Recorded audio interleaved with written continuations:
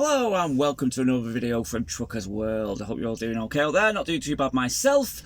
Working today on a Saturday morning and I'm in, well, it's quite sunny actually, Wales. Not too bad. Okay, so today's video is about my review on a Class 2, and this is me delivering plumbing parts, connectors, that kind of thing. It's a multi-drop position, but not too much of a multi-drop. Okay, so I'm going to give you a review on this Class 2 position and working with a flatbed. Okay, first I was a bit dreaded on the old flatbeds, but we'll come to that a little bit later on. So, as ever, just want to apologise for the video. I will be getting a new phone maybe in a couple of months. It's not the best quality, but hopefully you can hear me okay. So this company, quite local to me, got it through agency. You know, and you never know where you're going with agency, do you? I was trying to do a bit of a research, try and look at the wagons. I did get one picture of a wagon, but I couldn't quite clearly see what it looked like. When I got there, I found out. Okay, I'll first of all say that this is probably the worst wagon I've ever driven. Old daft, very old daft. Manuals, not the 4 on, 4 over, 4 under, whatever you call them. It was standard manual. But yeah, going in that wagon, oh my goodness me, it was shocking, absolutely shocking. 8 o'clock start, which I don't mind that because you get a bit of a night the night before and it's not too bad. 9-hour shift for me, 8 till 5. I think you could have maybe finished early had you known the round a little bit more, but you know, that's fine. And we're delivering these parts, basically connectors, some pipes, nothing like steel, nothing really long and heavy. Wasn't too busy of a day, I believe, from what I was told. And basically you're delivering sometimes bags, literally bags of like metal connectors, lots of bags, bits of boxes, and I think there was one stretch of plastic piping, a good 7 or 8 of them, a couple of metal piping, nothing too much, so it wasn't too much handle at all. I had about 12 drops to make, and the drops that I went to were quite good. Lots of space, most of them. I think there was only one where it was a little bit of a tight space, but other than that, big places, okay to find. Sat-nav got me there for perfectly fine. Not the biggest wagons these, normal probably size lengthwise, but as far as height goes, because they're flatbeds, you're only looking about 9'10", you know, so you don't have to worry too much about bridges either. Now, obviously once you get to these drops, multi-drops, people will know, sign paperwork, bag over, or they might come with a forklift, and that's about it. It's not too bad at all, it really wasn't. Just felt like there's a lot of stop-start, you know, could have done with more or less 7 o'clock start, to be honest, rather than 8, just to be able to take your time a bit more. I felt like I was dropping off, quickly looking at the next one, right, off we go again, a lot of town driving.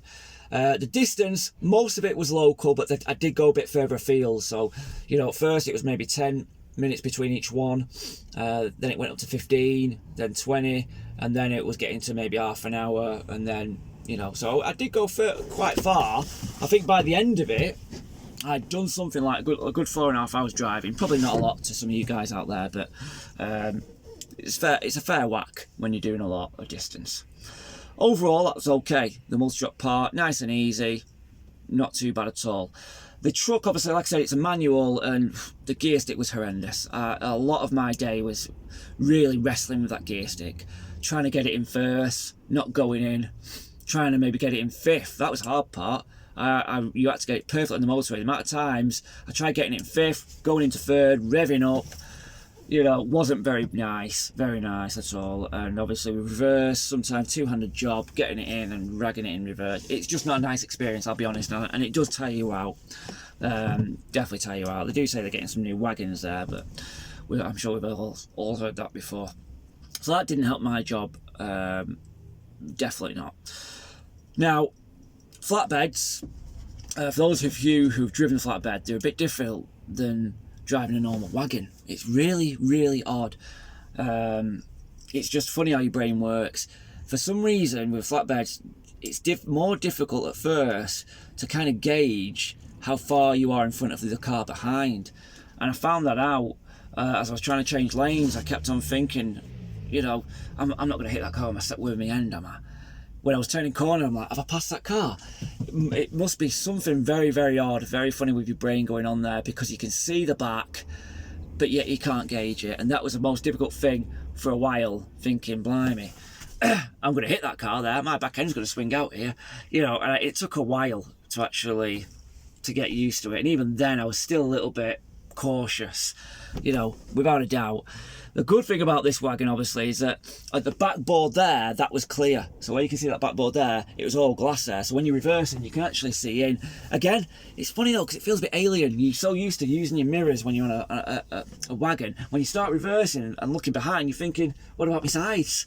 It's funny how it works. It really is. But overall, that did help in certain circumstances, without a doubt. That definitely helped. So that's the good news.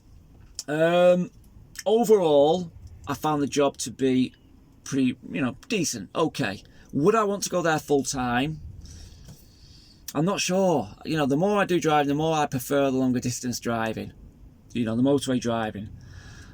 It wasn't that bad.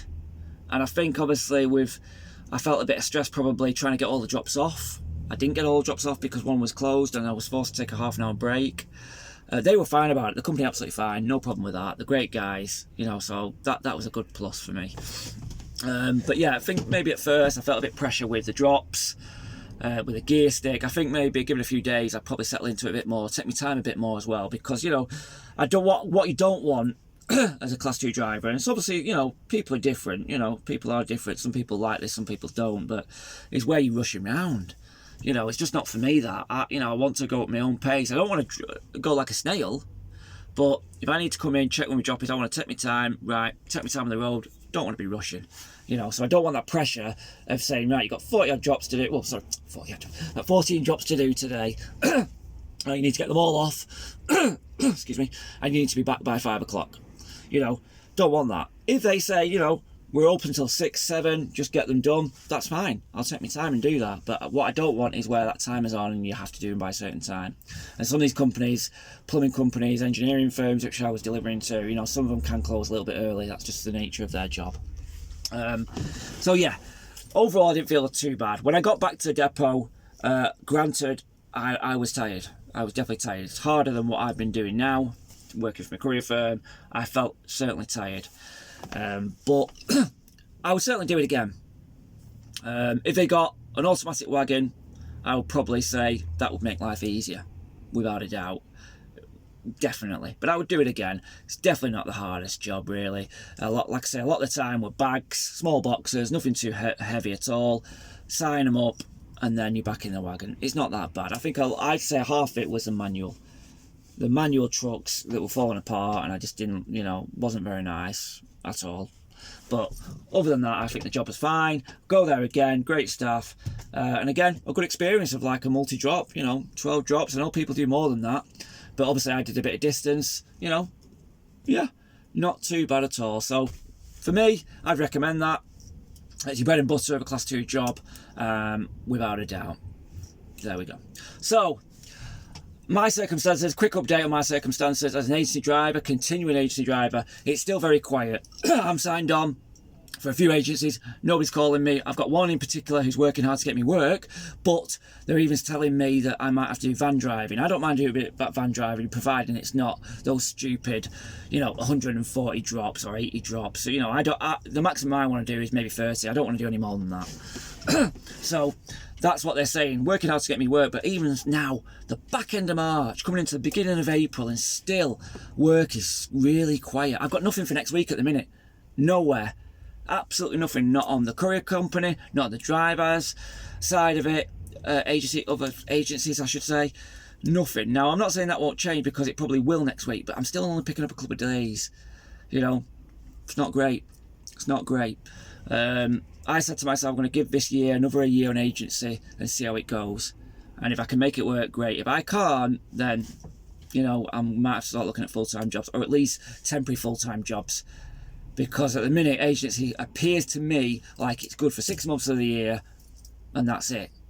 That's what it feels like at the minute, and that needs to be better. Don't mind it going quiet on the odd month, maybe November, you know, halfway through December, a bit of January, maybe, you know, February, but you want to be picking up by middle of February, really. So I'm very surprised, but I will keep you updated and hopefully give you some tips as well for those drivers wanting to go on agency. certainly for long periods. I would say agency is definitely the best way of getting experience, but at the moment I certainly wouldn't recommend going an agency as a full-time position like me, unless circumstances dictate it, like mine, or you've got very low outgoings at home. Okay, right, thanks for watching. I'll update you with another video next week, but for now, keep on trucking.